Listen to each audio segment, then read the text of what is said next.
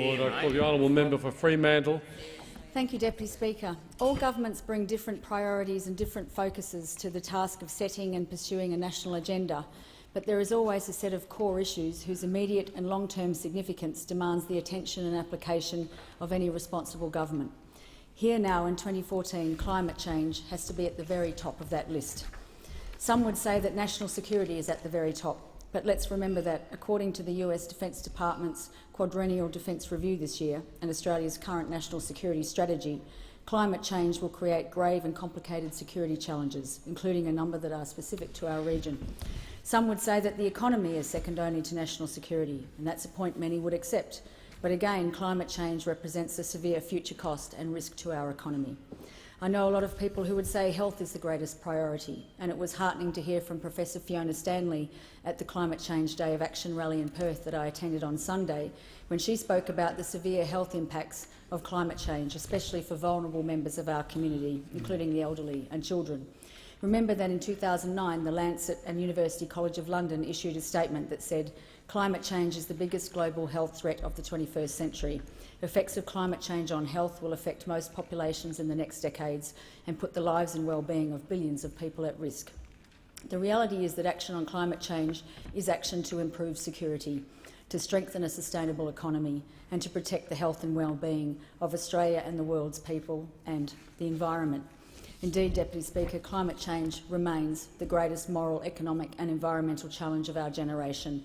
It is a known existential threat to all life on this planet, but it is particularly serious for small island states such as our friends and neighbours in the Indo-Pacific region, who are already facing increased cyclonic, drought and storm surge events and sea level rise eroding precious land and polluting crops and freshwater with salt. There is nowhere for them to go. That's why this government's approach to climate change is its greatest flaw. It's why the Coalition's abandonment of the bipartisan commitment to addressing climate change that emerged between 2007 and 2009, and that was sacrificed on the altar of political ambition, is the most damaging political development of this century to date.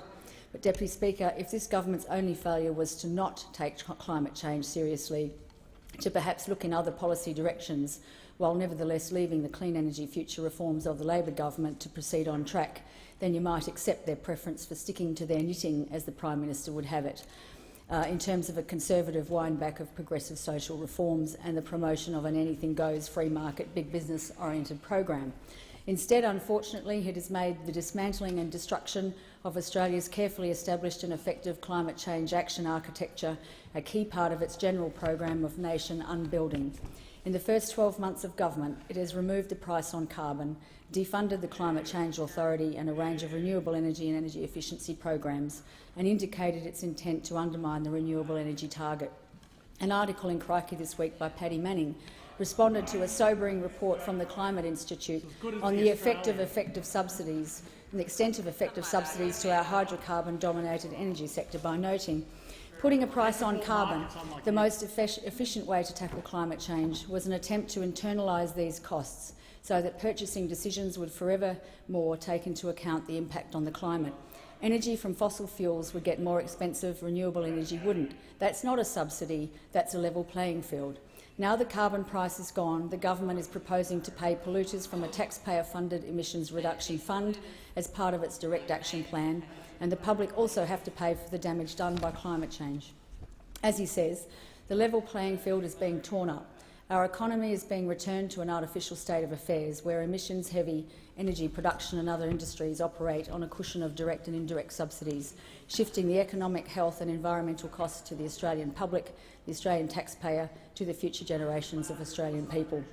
Deputy Speaker, as I've mentioned, last Sunday I attended a rally in Perth as part of a global initiative to mark a day of action on climate change. Tens of thousands of people around Australia joined this effort, as did hundreds of thousands of people around the world, including the UN Secretary-General himself. The Prime Minister, by contrast, chose to convey an opposite message. He chose to abdicate his responsibility when it comes to one of the most important policy issues facing this country and the planet by refusing to attend the United Nations Climate Summit, in which President Obama and Prime Minister Cameron participated among more than 100 world leaders. Deputy Speaker, the failure of this government to take climate change seriously is a failure to take science seriously, it's a failure to take economics seriously, and it's a failure to accept the responsibility for for the health, security and well-being of Australians and our living natural environment. Now into